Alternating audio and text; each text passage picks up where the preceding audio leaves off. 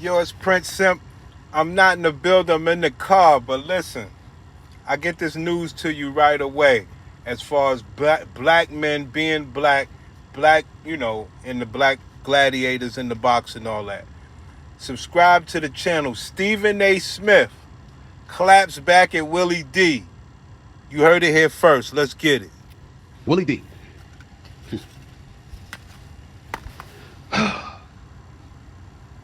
Ghetto boys. I like ghetto boys.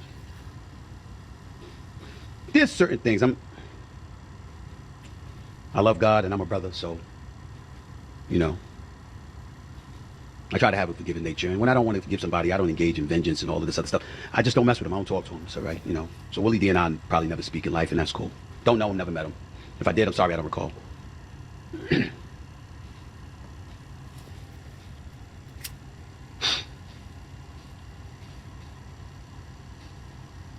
Stooge. That's one of the names you called me. You called me a monkey. Yo, homie, you look like a monkey, B. Let's be clear about that. You look like a monkey. Look at you. Anyway, let's go.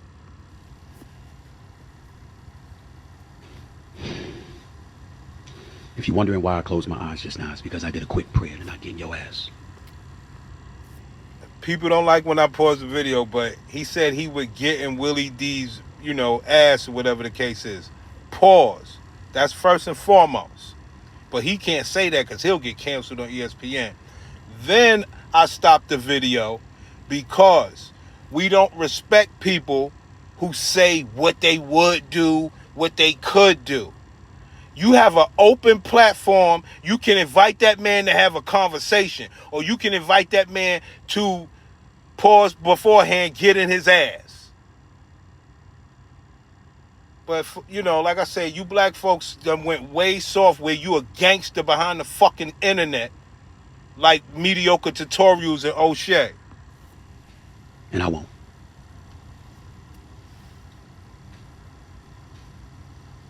You see, a lot of times people look and they look at certain people and they think you're supposed to be scared or whatever, you know.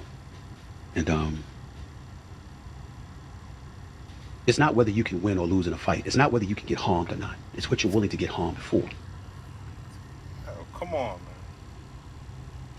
I'm not going to engage in a back and forth, and I'm not going to Come on, man. incite anything. I'm not going to do that with anybody, but especially my brothers. Come on, man. So I'll be as respectful and as calm as I possibly can be. Was that really called for? Willie D, what am I wrong about? And if I'm wrong and you have the capability to articulate what I'm wrong about, why couldn't you just say that? Why do I have to be called out of my name like that? Well, maybe Willie D can, maybe he can't. Well, I can. You are very wrong. Most importantly, what do you write about? You hire a bunch of women on ESPN instead of all these Duke graduates and college graduate young black men that you can help get their own stuff off the ground, but you put women in there first that get up there and disrespect your ass. What do you do right? And on top of that, you want to sully on OJ. Brother, you ain't got nothing better to do? That man dead. One thing that you guys are big on is talking behind niggas' backs and talking away from brothers. Invite Willie D up to your platform and say how I was going to get in your SY and all that other.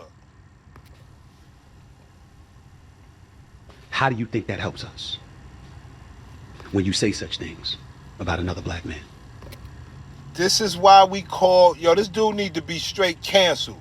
All these young black basketball savants that graduated college, you rather put black women up there.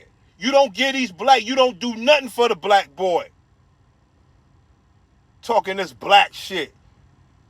So after you don't do nothing for the black boy, the best you got is to go after a dead man. Yo, you a clown. On my worst day, I would never call you that. You a monkey. I would never call anybody that, including somebody I hate. And we all know who that is. It's not you, Willie D. I don't know you. I'm not talking about you. Everybody know who I'm talking about when I talk about somebody I despise. I wouldn't even call him that. Yo, this dude, B. So that's so out of pocket. It's so juvenile. It's so uncalled for. It's so excessive.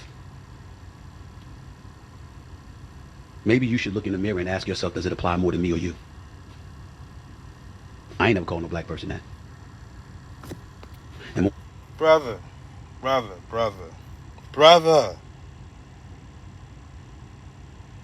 There's not many black people that think you are a decent person.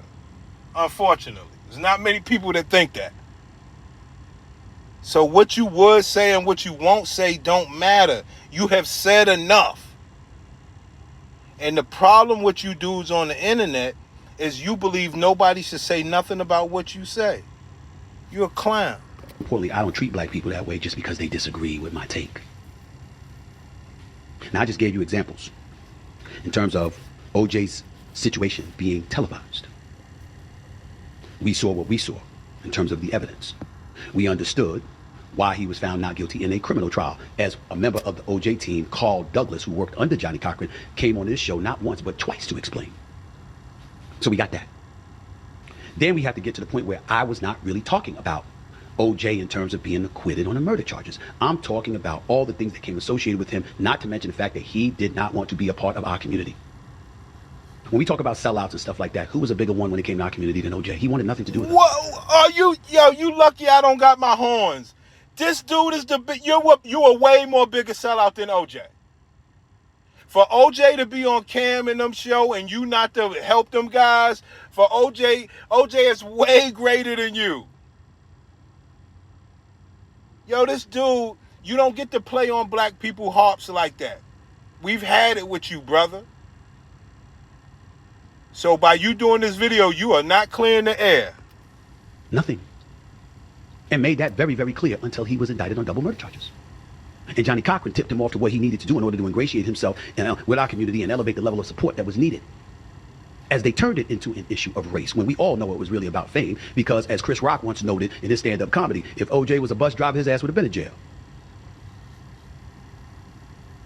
So it was more about fame in a lot of people's eyes than it was about race. What I was pointing out was OJ didn't want anything to do with us. He had no use for us. That's what you say. Doesn't matter what he had use for. We love OJ.